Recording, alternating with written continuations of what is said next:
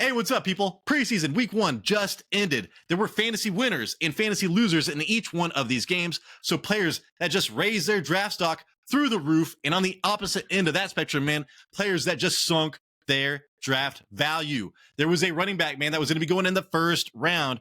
They just rolled out a terrible offensive line, and now we know about it. Okay, so his draft value might go down a whole entire round. And then on the other guy that I'm thinking about is a running back for the Patriots, okay?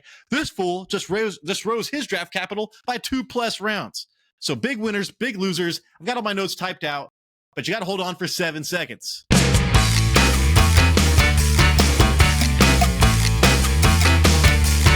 can do it!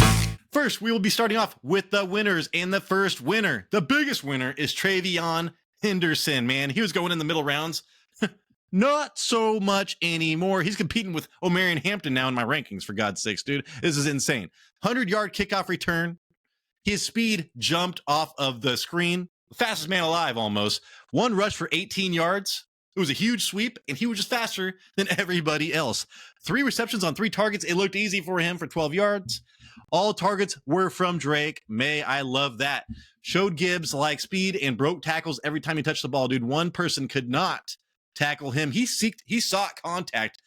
I did not expect that out of Travion Henderson. I love him going forward. Next up, man, big winner, Justin Fields, 4 for 6 for 60 yards, 2 rushes for 14 yards with a rushing touchdown. That toe is all right, and he will be running a ton this season. So big winner there. Keep on going down the list, dude. Keaton Mitchell, as efficient as Achane was, and people were freaking out about him. People forgot about Keaton Mitchell. 9 rushes for 68 yards and a touchdown. 7.6 yards per carry. That's what he had in that game. He averaged 8 yards per carry that rookie season when he broke out, and then he was injured every single game almost last year. So he is the Achane of the Ravens. Dude, he's going so late. Chase that, dude. See what's up with that. Tyler Warren. So I think he's going as tight end number 13 right now. 3 receptions on 3 targets for 40 yards. 13.3 yards per reception, so big plays for that tight end. He looks like the real deal when you watch a tape, and his moves versus zone, like he did a curl route that a player was already sitting on, he went the opposite direction and read that like a vet.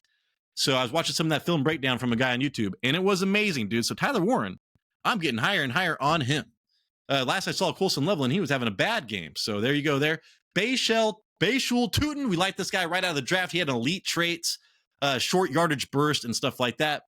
6 rushes for 24 yards, the same as Tank Bigsby, and Tank Bigsby is supposed to be an elite runner.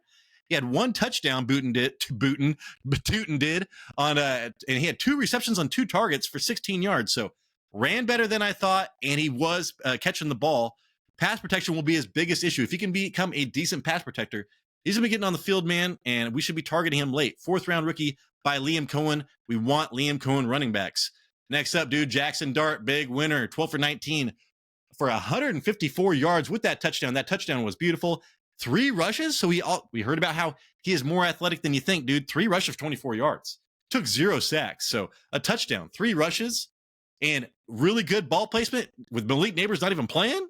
So yeah, Little Humphrey, man, caught that. That was really good. Jackson Dart, if he starts, this makes me feel better about Malik Neighbors more than anything. Joe Burrow, Jamar Chase, man, we already heard about this. He was amazing. Joe Burrow, 9 for 10, 123 yards, 2 touchdowns, and like 2 drives. Connected with Chase 4 times for 77 yards and a touchdown. One of those he took short and to the house. Burrow full game pace was 12 touchdowns. Chase 6 touchdowns. Had they played every single drive if you average 10 to 12 drives a game. Cam Ward, Calvin Ridley. This was big for me because I kept on hearing that Cam Ward was better than you think, and I have been all about Calvin Ridley being maybe the Terry McLaurin of this season. Ridley, 3 receptions on 3 targets for 50 yards, like some drag routes and stuff like that. He looked physical. He led the team. Looked to have a strong connection with Ward. Ward, 5 of 8, 64 yards, and had the cleanest pocket of all the rookies I have seen so far. We talked about that head coach, man, is known for his offensive line. I think his dad is the offensive line coach, and he's one of the best offensive line coaches of all time. This would not surprise me if this offensive line took a huge step forward. So that's a huge win for Cam Ward. Chase Brown, dude, 5 rushes for 23 yards, 3 receptions for 3 targets, and 25 yards. So he's picking up where he left off. 8 touches, 48 yards, and 2 drives. What the fuck, dude? Burrow said that Brown is going to have to be a big part of the offense this after the game. So, yeah, Samaje Perine looked all right, and they have that rookie as well. But Chase Brown, dude, people are saying that he's being overdrafted. I still think he might be a value. Bryce Young, he is my sleeper quarterback for the season. 4 for 6, 58 yards and a touchdown. 2 Coker. So Jalen Coker, all you cokeheads out there, he is still going to be a thing. And King Tet looked great. Picking up where he left off. He was quarterback 8 down the stretch last year. And over the playoffs, he was a top 5 quarterback. So yeah, man, Bryce Young, get Justin Fields and Bryce Young. Two late round quarterbacks with top 5, top 10 upside. Shedeur Sanders, man, I did not expect him to look this good. 14 for 23. That completion percentage is not great, but he did not make many mistakes with that completion percentage. I would have thought he would throw an interception or something. 138 yards, 2 touchdowns. He also ran the ball a lot, man. So we're looking for players that throw touchdowns and run the ball a lot, dude. 4 rushes for 19 yards, taking 2 sacks, played with the second string unit versus the Carolina starters. That's huge. And when you watch the tape, man, the ball placement was a strength, especially those 2 touchdowns that he threw. Hey, Shedeur Sanders is a starting quarterback in the NFL. And then here we go, man. One of my hype train players, one of my sleepers, Ja'Cory Krosky-Merritt, 7 rushes that led the team, so they gave him a ton of opportunity. Eckler and Brian Robinson did not play. He did have 1 reception on 1 target. I did not expect him to catch anything. He would not get tackled by 1 defender. That offensive line was not doing him any favors. It was terrible versus New England. New England's coming out with Mike Vrabel trying to get blood, dude, on these running backs. So he saw a tough front, and man, he looked great, especially in short yardage situations. So even though the 7 for 24 yards does not look good, watch the tape and you'll see what I'm talking about. 7th round rookie, but again, he would have been drafted much higher, but he was ineligible most of last season because of a misunderstanding at his college. So he only played 1 game, 150 yards and a touchdown, and then he did not play the rest. So, hey, this guy's going to be a huge value. I'm taking him in like the last round of all my drafts, man. And then Jalen Milroe, I watched that. I wanted to see this guy play so bad. 6 for 10, 61 yards. He did take a sack, but man, he looks so good running the ball with that 27-yard run. I could see him doing that all day. He already looks better than Anthony Richardson. If he was on the Colts, I'd be all about this fool. But hey, this offensive line is booty, okay? And Sam Darnold is not going to survive the year. So Jalen Milroe at some point is going to be a thing. Then same team, Tony Horton, 3 receptions on 7 targets that led the team. He is the training camp hero here. So the 7 targets is huge. It was like more than twice as much as anybody else. And he caught that touchdown. 5th round rookie. So pay attention to him, even though, man, I want JSN, and I think that's it. Cooper Kupp is even on this team, but it is good. He is a winner. Torrey Horton, for all you fantasy football degenerates that pay attention to that guy. And then, I didn't do Kyle Manana guy. But hey, Jordan Addison is one of my last winners. 3 receptions on 4 targets that led the team as far as 4 targets. But he did seem like JJ's main dude. Now, Justin Jefferson did not play. But hey, we're going to be getting a value on Jordan Addison. He's got suspended for the first 3 games. When he comes back, man, he's going to be a decent wide receiver too for your team. So go ahead and draft him. This was a strong showing for him. And then lastly, Kyle McGonaguy. I was just watching this game. 6 rushes for 30 yards. This guy looks like a tank, like a bowling ball. Very difficult to tackle, just like the running back I like, Ja'Cory from Washington. And he's going to be on this team with a very inefficient starting running back in DeAndre Swift, man, who does not convert short yardage situations. So we just need him to take over Roschon Johnson's job, and I think Kyle Mananagai will do that. He probably will be a flex option at some point this season. Oh, Jordan Watkins. I forgot about him. All right. So this guy was a training camp hero for all the 49ers fans. This guy came out and led them in targets for 53 yards, dude. So Ayuk, no timetable to return. Juwan, that injured calf, man, like he keeps on injuring that same calf. I'm waiting for that Achilles to blow. Plus he wants a new contract. So there will be opportunity in this offense, man. Jordan Watkins, full PPR in a deeper league. Pay attention to that. And then let's move on to the losers. First loser, dude, Ashton Jeanty. 3 rushes, -1 yards, dude. That offensive line, I watched the tape. He had 1 like 360 spin, made 1 guy miss, but he just ran into a wall every single time, man. That offensive line is terrible. If you listen to the Raiders fans and everything, they're playing a guy at center that should not be playing center at all. And that's the most important position on the offensive line other than left tackle.